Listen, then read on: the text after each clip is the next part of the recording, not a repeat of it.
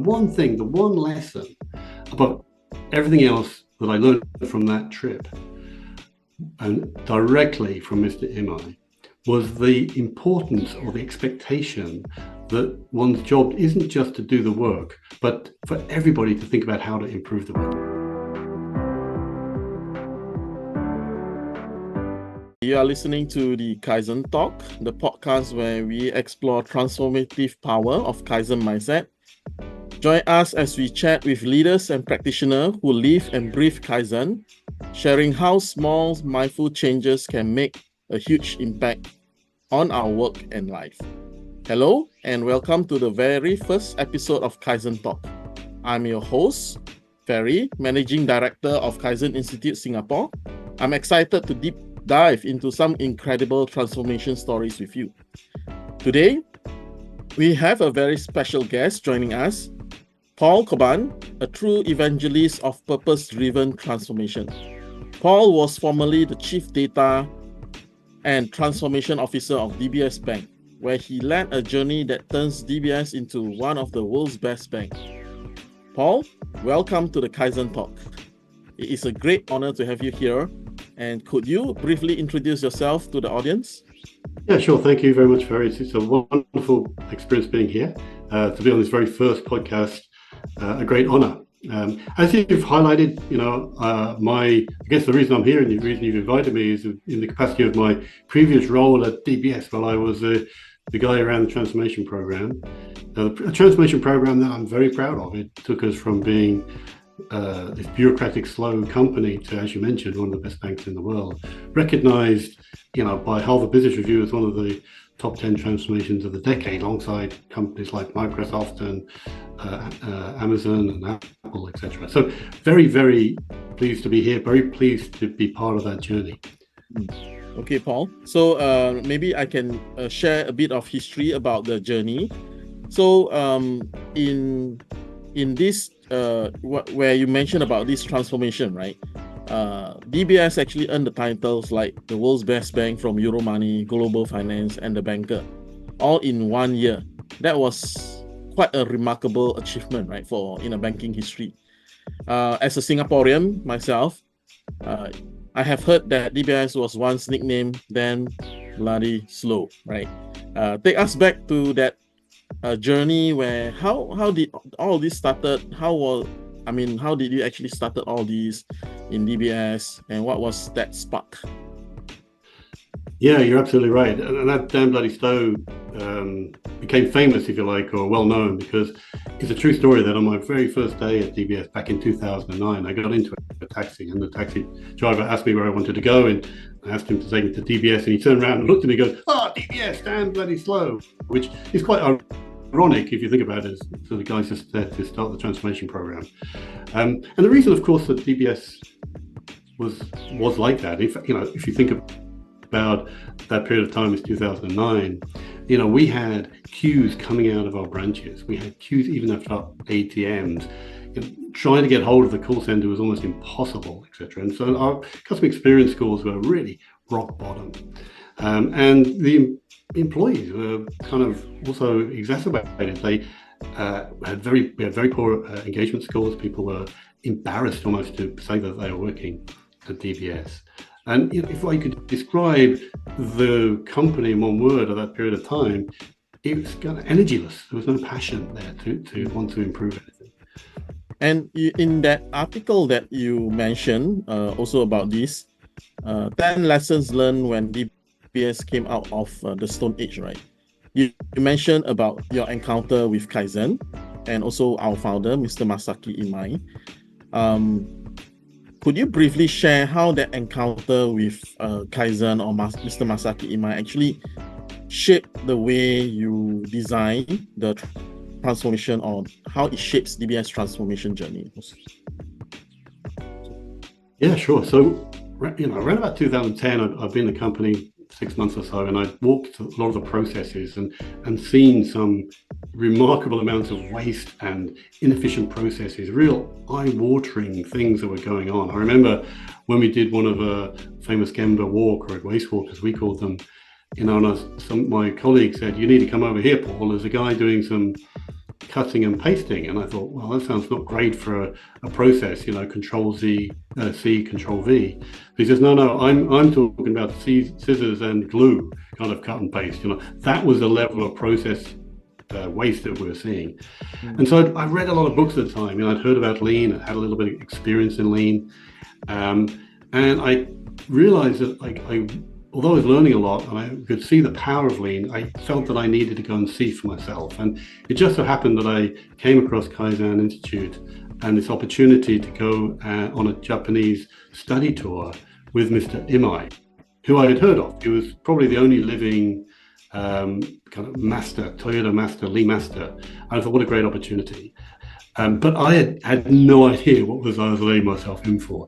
So when I turned up in Japan, and I was the only person who wasn't from manufacturing on the tour. And pretty well the first thing Mr. M.I. said to me, and you got to remember, he was about 5 foot nothing, and I'm 6'2", and he kind of looked up to me and said, "You're a banker. Why are you even here? You guys only know how to financially re-engineer stuff." And I said, "You're probably right, but I'm just here to learn." And we built up this nice rapport as we went through the week or so that I was there. And he took us to some pretty crazy places in Japan. We went to the big things like Toyota, but quite frankly, that wasn't where the learning happened.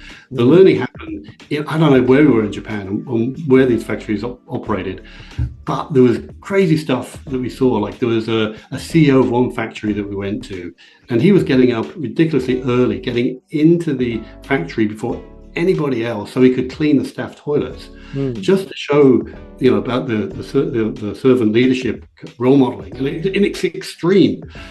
And so as we went through factory by factory, we learned lots of things. We learned about how to visualize the work and the problems. We learned about the importance of flow, how to identify waste, how to encourage cross-learning across teams, all those things. And each one of those things I took back and applied to banking. But the one lesson above everything else that I learned from that trip, and directly from Mr. Imai, was the importance or the expectation that one's job isn't just to do the work, but for everybody to think about how to improve the work. It was everybody's job to do that. It wasn't some extracurricular activity. It was an expectation. And the leader's role in particular was to create the conditions, to create the climate where that would happen. And that's one thing I think that I took back and applied to DBS that really made the difference to DBS's transformation. Thank you. So in the sharing, I caught on to the sharing that you had, where you mentioned that it is important that the leader create that condition where people will constantly drive improvement. So after you went back to DBS, what actually are the steps that you took to actually ensure that that condition was created? Because again, a lot of people might say, "Oh, you are a transformation officer, you're not in the line." So it's easy maybe for you to say that, but those who are in the line, that are holding the P&L, maybe it's more challenging. So how did you go about that journey to convince others to create that sort of environment, or maybe you created that first? Yeah, so it's a great question. And I would like to say that we had it all figured out up front and designed that well from the beginning. That was not the truth. We stumbled into this almost by accident. What happens initially, late 2009, we decided we'd run 5 Kaizen type events, 5-day workshops, looking at individual processes, trying to take processing waste out of the system using incremental improvements. We wouldn't allow any system changes because that takes too long. And we'd see what happens. And we called them internally process improvement events, or PIEs. And we ran these first 5. And we made there was a guy who'd been doing the job before me, hadn't had very much success doing process improvement. He had been using Visio. For those of you who can remember Visio, it's a kind of a process mapping software. And he would come up with some great improvements, and then he would email the managers and say, "I think we can make this improvement, what do you think?" And he would just get ignored. And so we weren't going to make that mistake because he was just failing because of lack of sponsorship.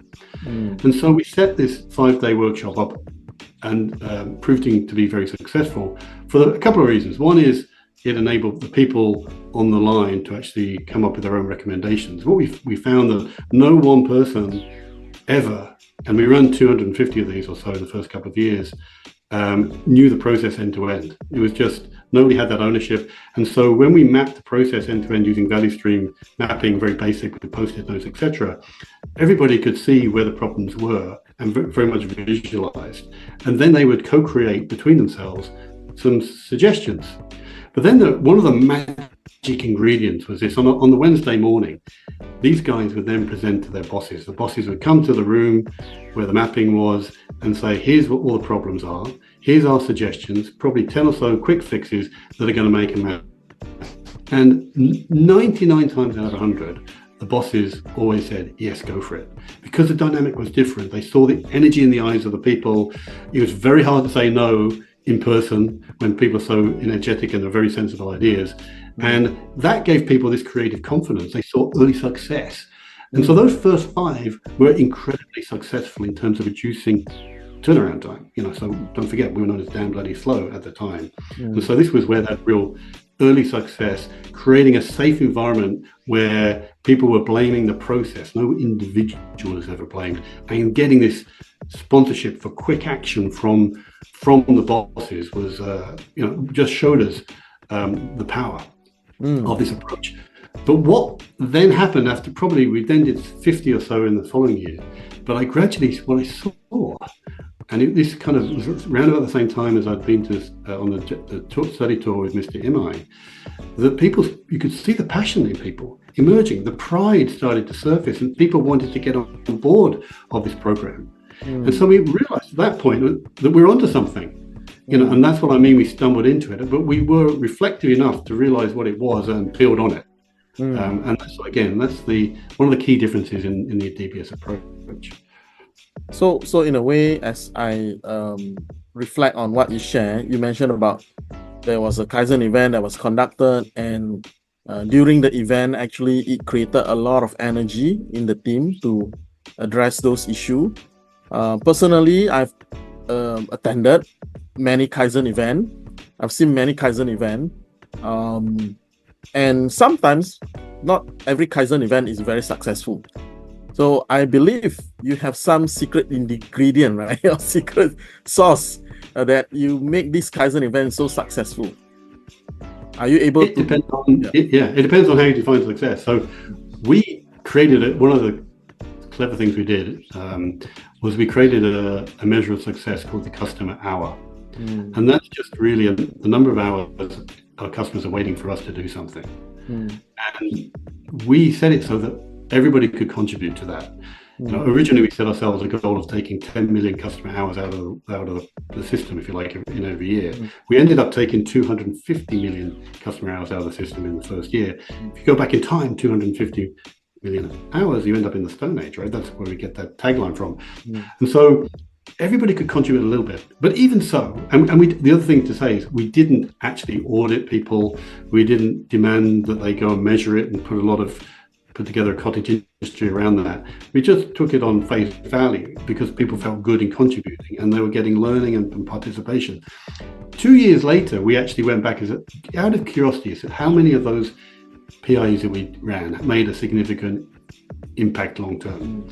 And we said, you know what, if only half of them did, we'd be happy. It happens that there was around about 75% of them actually made a difference. But we only found that out 2 years later. But the point was, what we had done and we prioritized was releasing the passion of people. And that was giving us the transformation muscle that we took from each time when we matured our transformation through different types. That's what we took with us. And that creative confidence and passion, that's the secret weapon. And through the Kaizen event, you've seen a lot of passion in the team. And personally, like what I mentioned earlier on, I mean, a lot of Kaizen event might not create that sort of passion, right? So I'm curious, so it was facilitated by you, or your team was facilitating it, and what was the mindset as you guys go into the event?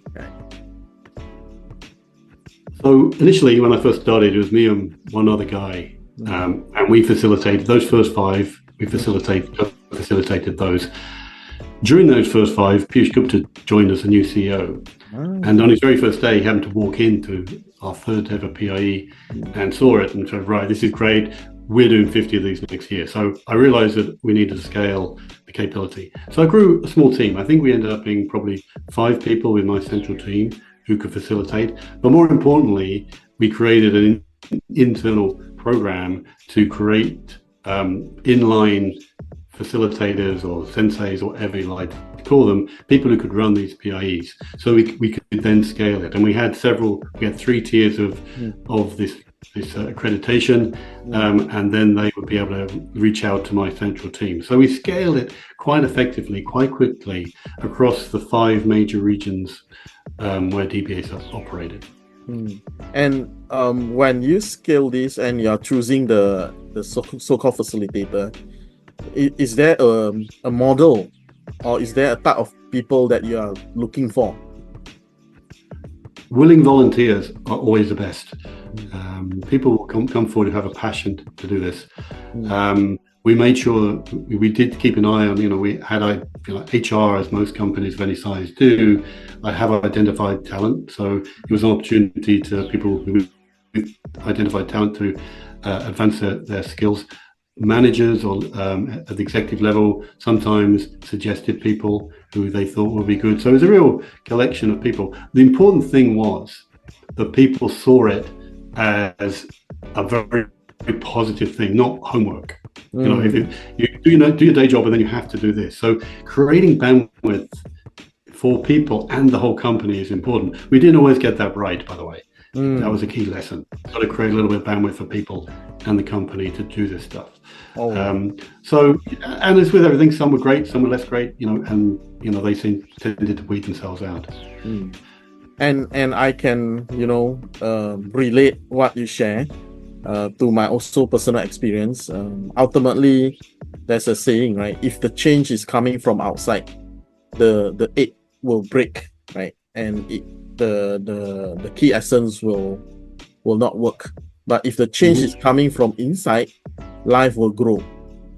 So what you have shared to me in my reflection is the starting point of any change journey is to create that energy within, that you want to make changes.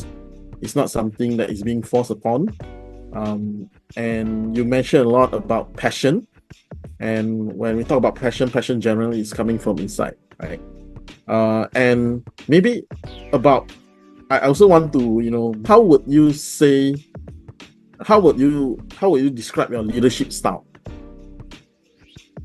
My personal leadership style, I've had to adapt it enormously as I went through this role. I had to learn tenacity and patience. Okay. I had to stop telling and start asking questions. I remember early on in the first year, probably after each of the Kaizen events, we'd try and put some process control and visual management on the walls. I'd walk around on a Friday and I'd tell myself I am not allowed to do anything other than ask questions. And I found it really, really, really hard. And then it wasn't just me, so you have to be willing to get people if they come up with an idea, even if you can think of a better idea that's 20% better, let them go with it, because that's when you create ownership. And that was hard for me but I got a lot better at that. And this idea about doing it whatever it takes to create psychological safety for people, so they always are willing to challenge. Again, some things I had to really adapt to. And the other thing that I learned early on, you mentioned that I wasn't in the line. I was, but these guys didn't work for me. Is that you have to learn to give away credit. If a PI had a fantastic outcome, and maybe it was my team that really kind of would, really coached the team well to get that outcome, you firstly gave the credit to the team in the line. What an amazing work they've done. You tell the big boss, these guys have done sterling work.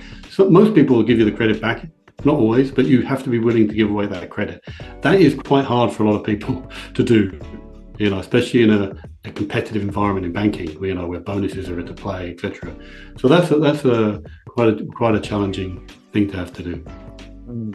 And during your initial implementation, do you encounter a lot of resistance or skepticism about, oh no, this is another change that wouldn't work?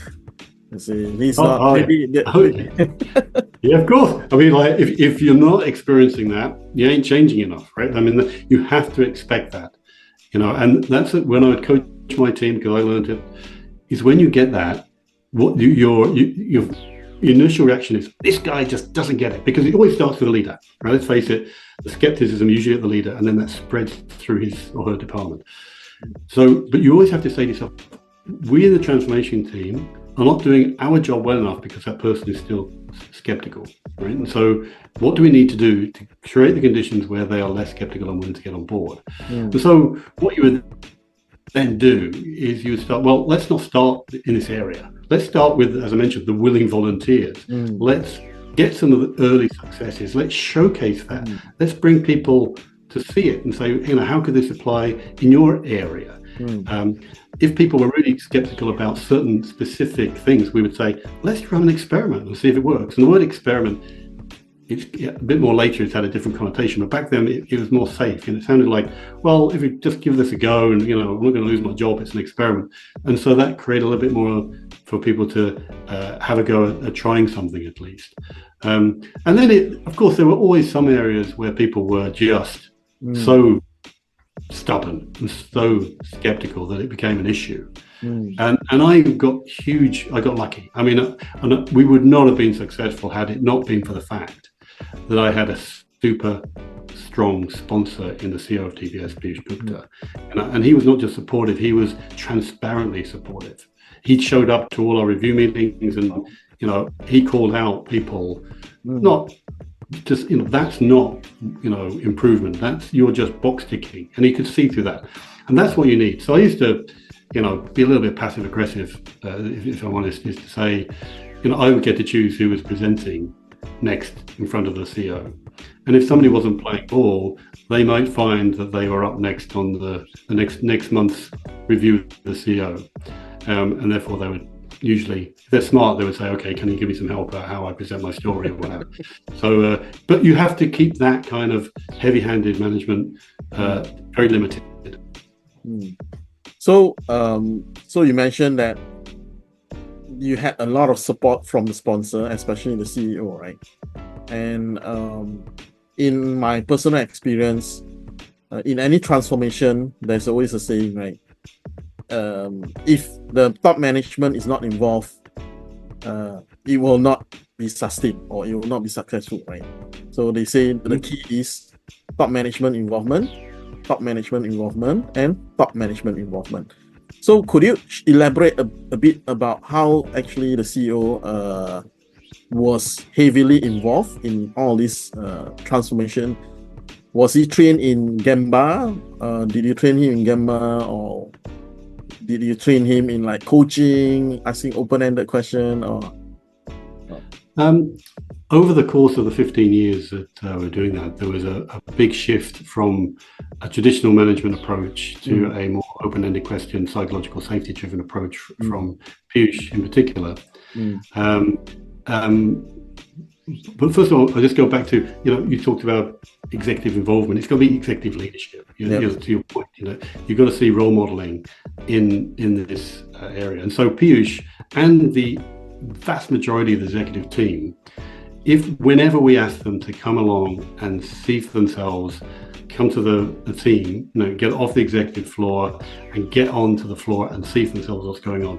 Unless, they would always come, always, and that was, again, it's role modeling. People see that, people for themselves, if the big boss is coming off the executive floor and seeing us, this is important, right? It's just actually hugely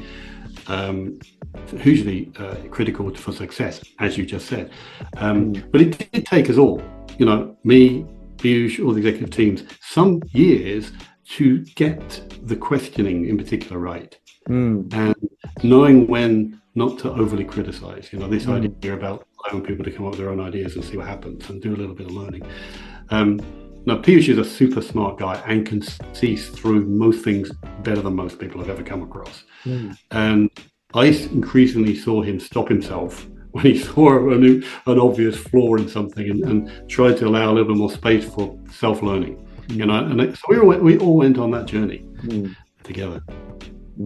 Good. Because, if you think about it, if we all were operating that way from the very start, we wouldn't have needed a transformation.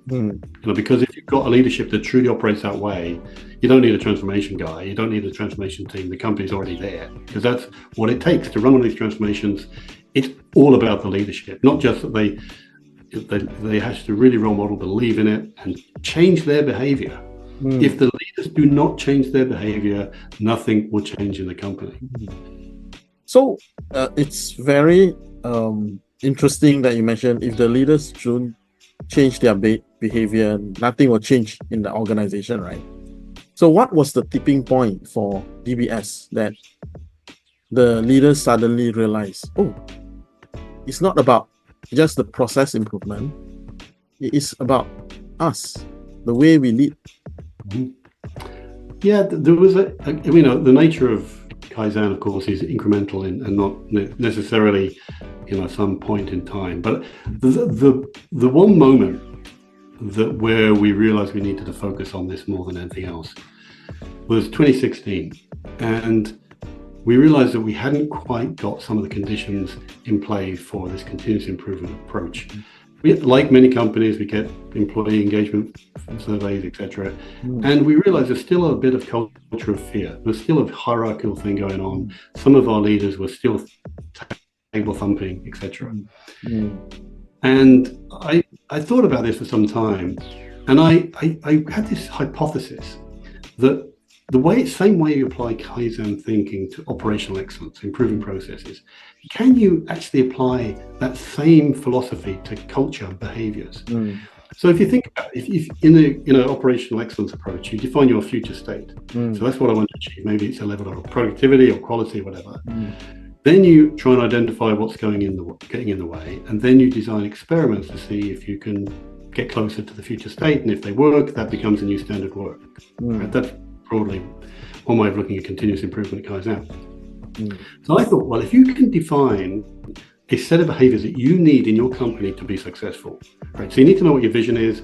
You then need to know what behaviors you need, ideally, that's going to get you there, and where the gaps are.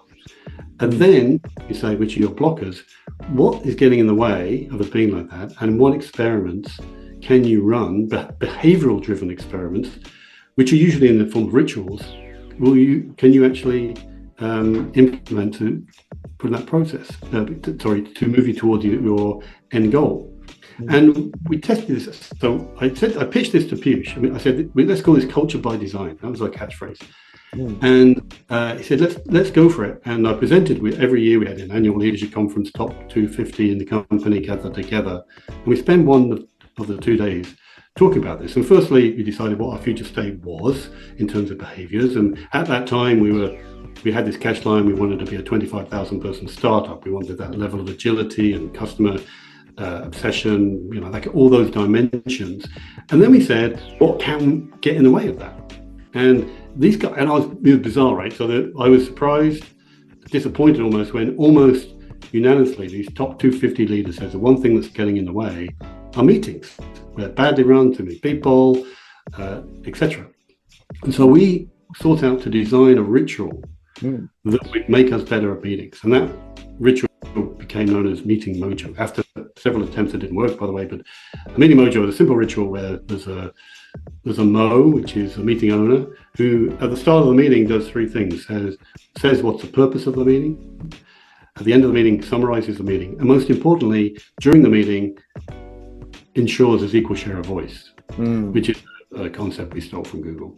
Mo also appoints a Joe. So Joe stands for Joyful Observer, which is a nod to our vision of making banking joyful. But the Joyful Observer just spends 30 seconds at the end of the meeting saying how well Mo did those three things, giving feedback to the Mo.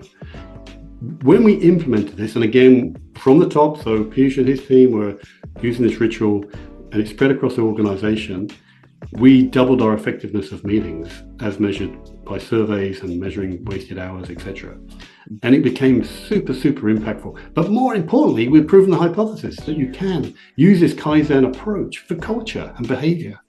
So then we started doing this methodically, and the more rituals came in, and we could start to shape the behavior of the whole company, and it became immensely powerful. Wow.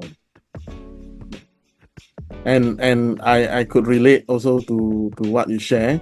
In a lot of the transformation program that we roll out, we always tell the leader we need to have a scientific mindset, right? We always have to test the hypothesis.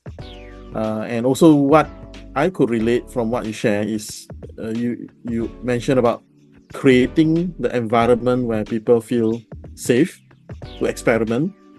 But nevertheless, a lot of organizations that are engaged maybe in Lean or Kaizen, sometimes maybe after the first year they see some results, second year they see there's some result, but after a while they say, oh, I'm not seeing that tremendous big change, the big amount of savings that I want to see, right? How will you actually answer this question to the leaders, or advise them, right?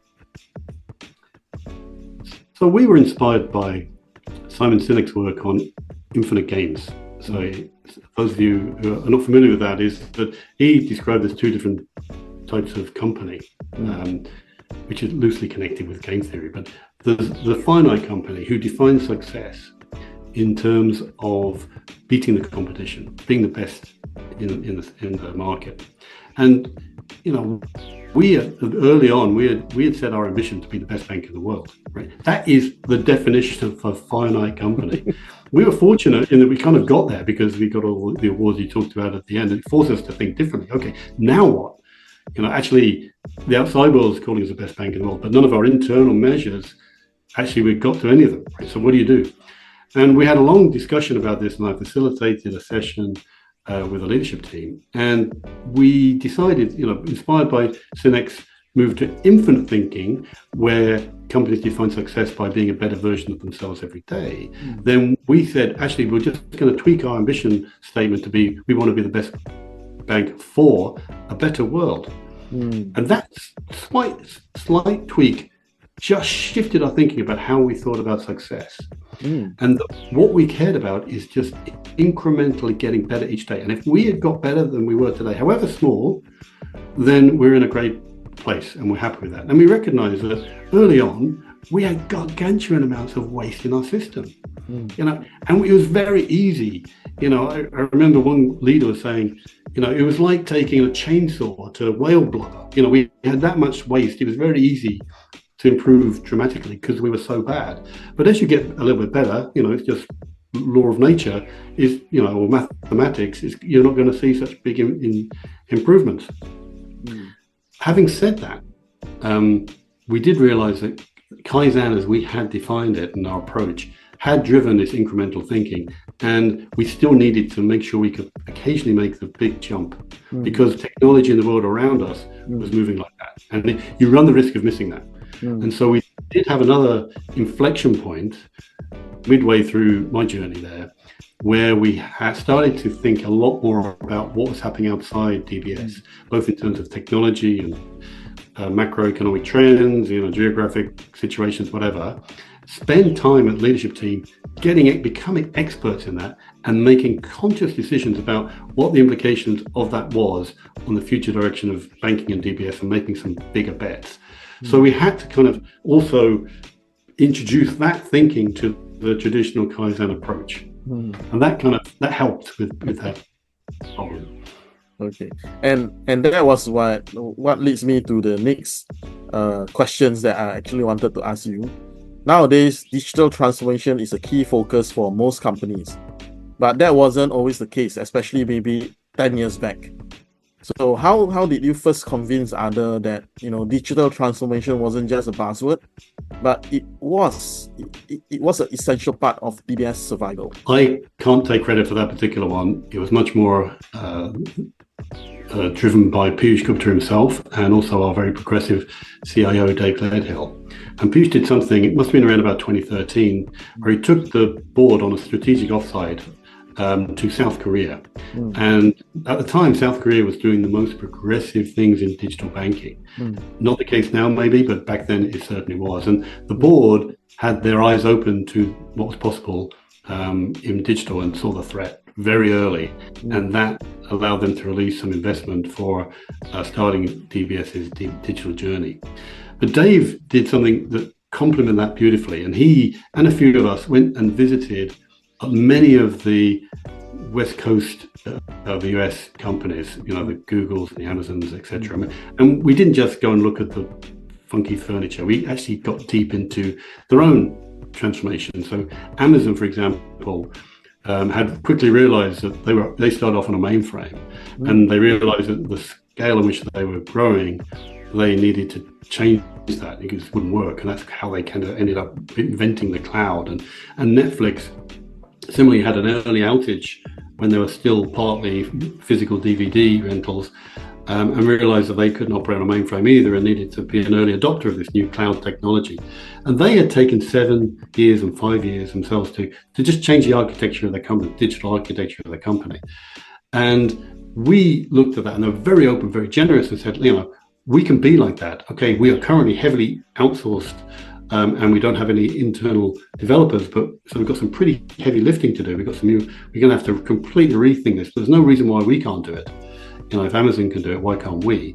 And we came up with this slogan internally that we wanted to be the D in Gandalf, where Gandalf is an acronym that stood for Google, Amazon, Netflix, D for DBS, Apple, LinkedIn, and Facebook. And what that did, again, it gave our internal developers initially, and eventually the whole bank, this self-belief that this dusty old bank in Singapore could become, a technology powerhouse. And that, again, it was a focus on unleashing the passion of people within the company that drove that very rapid transformation. Every single one of our 600 applications, we had to re-architect so that they could take advantage of the changing landscape. We had to, go from being 90% outsourced to 90% insourced over a couple of years. Huge, heavy lifting, but it was that passion that drove that success. So with that focus on digital transformation, right? When the team came back to DBS, that was where you start to roll out the program. And what are the key ingredients you would say would be the key success factor for all this digital transformation? There's a couple, and I've alluded to some of them already. One is, as a bank in particular, you've got to recognize that you are essentially a technology company that happens to provide financial services, and you've got to invest accordingly. Most banks at that time, and some even still today, treat their IT guys as back office, and they're just a cost to the company, rather than seeing that they are actually the people. In lean terms, this is where the value is being created for customers now, right? So that shift, making that shift, number one. Secondly, again, provide the conditions where people are willing and want to get on board. In this case, we were using culture by design techniques to foster a culture of learning. We recognize that we've got to take all these people on board. We've got to train people who've had a career in managing vendors to change and operate. And to do that, they're going to have to go through intense learning. And classroom training ain't going to do it. And so we ran 200 or so experiments of learning, some of which were more successful than others. My favorite was the Gandalf Scholarship. So the Gandalf Scholarship was where anybody could apply to get a 2,000 Singapore dollar grant or payment to spend on any form of education. They can buy a book, they can go on a course, they go to a conference, whatever. The only condition was that they had to teach it back to their colleagues when they got back. And then we record it and stick it on the internet. But what we found is hugely popular, and we people like this idea of being the expert. And and also we were building up this free repository of learning that we could just call. So it's a win-win. But again, and that alone didn't do it. But it was just a number of these things. We started inviting technology superstars to come and speak to our guys. And these are people that were heroes to a lot of our guys that thought why would they ever come to DBS? That's the old man, but they did. And so again, learn. And so that was the second ingredient. And then you quickly recognize you've got to have companies to do the stuff internally, again, and not just tick the boxes. So the one thing again that struck me that I will really want to share with you is, I think for the past 30 years, there was a lot of lean movement, right? So there was a lot of focus on process improvement, eliminating waste.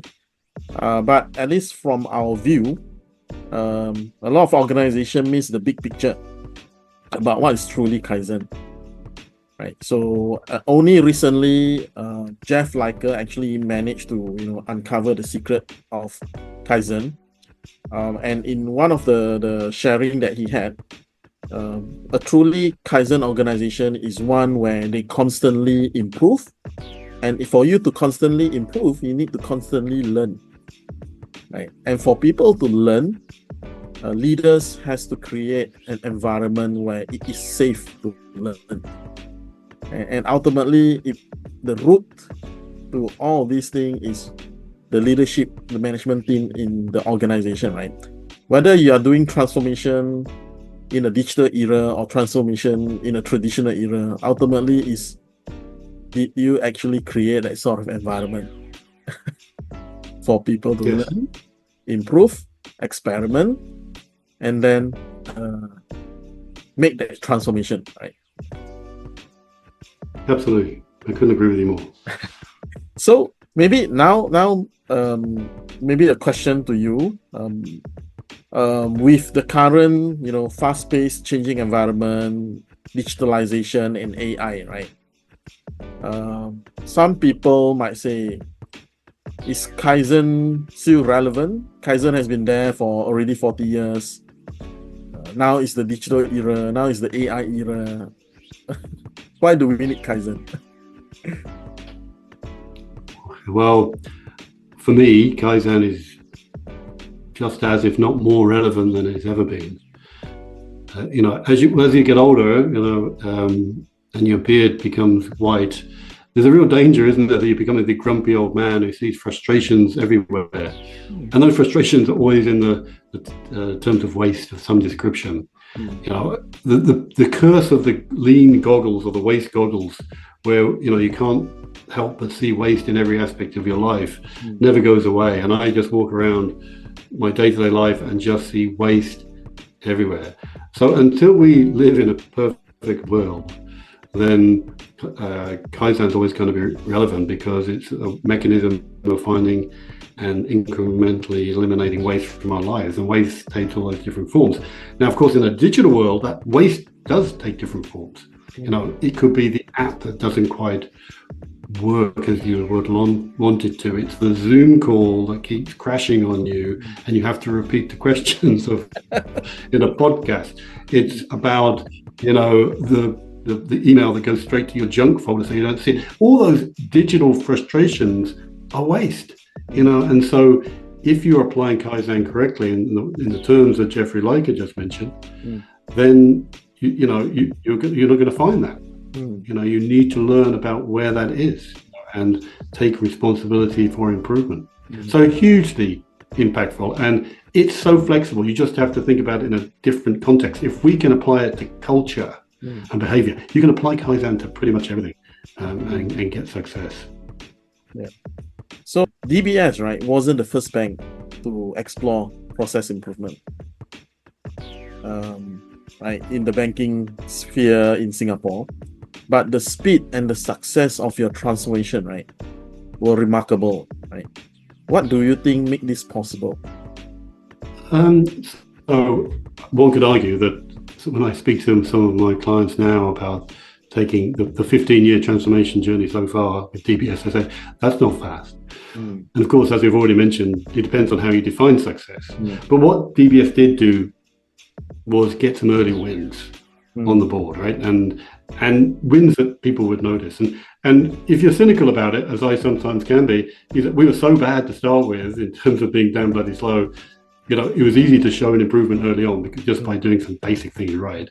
But what we did, I would say, and I've alluded to this throughout the course of this conversation so far, is we took what I now call the type 2 approach to transformation. When I speak to most companies now that I work with, they take a type 1 approach, which is they see change as with a business case, which has got to show a bottom line result. It's got a central team, sometimes from external consultants. Somebody, poor guy's reputation is on the line to deliver this business case and will do anything it takes to prove this has been success.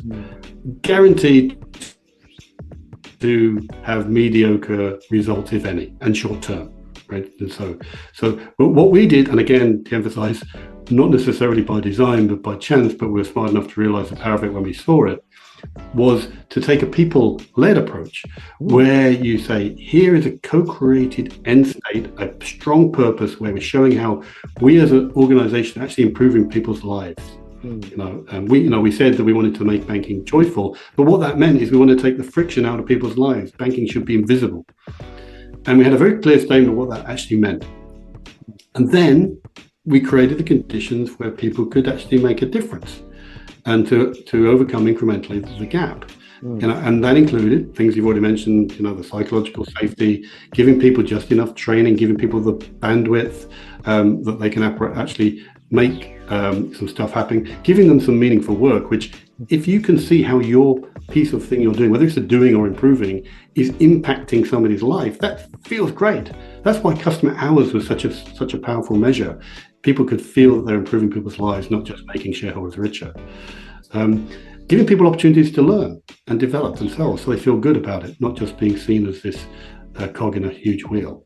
And the leaders recognizing, setting up those conditions, but also their role becomes finding and removing obstacles from what's getting in the way of people doing the work and improving the work.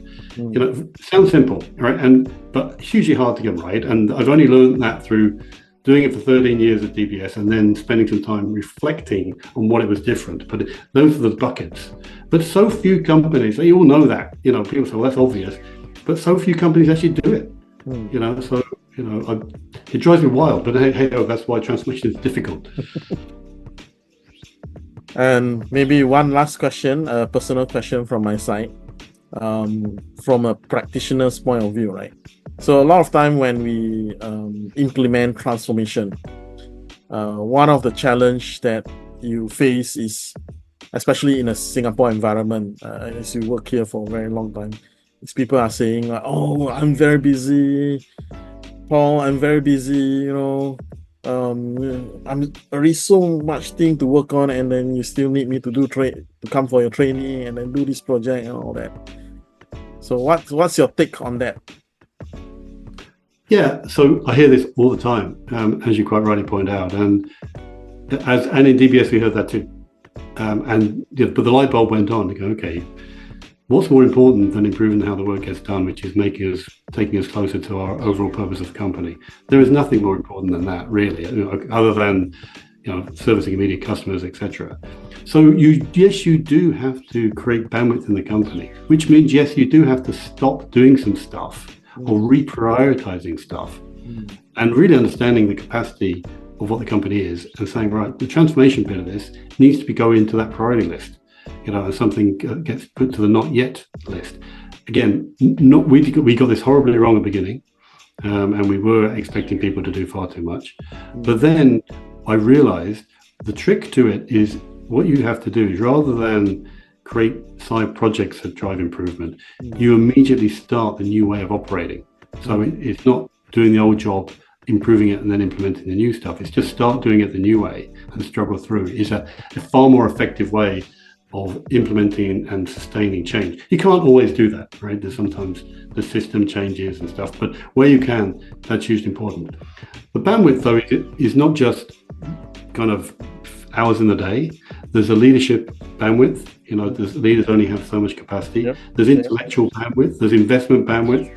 And Piyush Gupta, he used to describe me and my team as his secret weapon because we existed as internal consultants, basically, who had built huge amounts of transformation muscle, that when we wanted to pivot and become a data-driven company or become the most innovative company in the world or whatever, there was somebody you could go to and say, right, go and think about how to implement a program around this, without having to phone up or the like. And it wouldn't be each line having to do that. So we would do the thinking about taking the goal, turning it into a program, and then working with the line to implement the program. So bandwidth is a big thing, and if people are genuinely saying they haven't got time, prioritization and bandwidth are something that need to be addressed. And that triggered me to a quote that Mr. Masaki Imai always say, right? Improve what you have. And in Kaizen Institute, we have this saying, right? When you do improvement, instead of adding, you should be looking at removing, deleting the task that is not important. Is actually one of the critical activity to make sure that you free up time to do things that are more value added than just trying to add more things, open up certain time to do certain things that are more value adding to the customer. So that also resonates with me. Delete, don't do those that are not important, and that will actually free up a lot of your time. Yeah, I couldn't agree with you more. That's a great thing to remember, especially in the early days of process improvement. You could just say, you can make a huge lot of improvement just saying what steps you can take out. Right. So since you are a very experienced practitioner, you have been doing this 15 years with DBS, and prior to that, you are also doing a lot of transformation. So in your point of view, right, what is next? What's the next thing for OPEX or Kaizen for CI?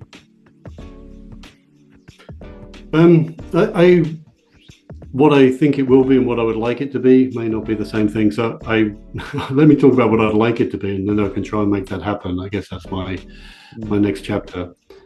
What I think needs to happen for the benefit of our children and our grandchildren is that companies need to join. There's few companies that are doing this already, but very few, where they consider their reason for existence is not for shareholder return, the primacy of shareholder return, as Milton Friedman would say, but it's to get better at their purpose. What's their reason for being? What's their benefit to society, their customers, their employees, the communities in which they live, and the overall planet? And defining their purpose in those terms, and seeing Kaizen as this incremental improvement to that purpose, where the boards of companies are held accountable for that happening. The financial success, of course, is important because it allows that to sustain, but it's not the most important thing. But while we reward our people, especially the CEOs, on quarterly results improvements based on profitability, that isn't going to happen. So it's a really wicked problem to solve. But Kaizen is the perfect tool to help. Once we've made that mental shift, Kaizen is the perfect tool to make that progress. I will also agree. One of the key things for any transformation, right, is always the mindset, our mindset, from not possible to what is possible. So if we always see we always see issues as something that block us from achieving the results, we will always be thinking about the issues. But if we can think about what are the solutions to overcome all these issues, right, then you'll be training your mind to think about all the possibilities. So in the ever increasing, changing world with the population that is ever increasing, right, I think as a human race we need to really move away from the mindset of trying to add more, consume more, but really reflecting on what we can consume less, right? What is not necessary in our day-to-day life, so that we live a more sustainable environment and a world to our future generation. So with that, I know you have another appointment. So thank you, Paul, for your time. Again, I truly enjoyed this session with you. I believe this will not be the last, but I hope that we have more opportunity to interact and also maybe tap on your experience and also maybe allow the next generation of CI to hear from you how things are going to pan out, right? And what we need to focus more. So with that, thank you for your time. Have a good rest, and we'll catch up again. Thank you. Thank you very much. Thoroughly enjoyed it. Thank you. Bye-bye. Finally, thanks for joining us on the Kaizen Talk. We hope you are living with a little more Zen and a lot more Kaizen in your day. Stay tuned for more inspiring conversation with Kaizen Institute Singapore. Let's keep improving the world with everyone, everywhere, every day. Thank you.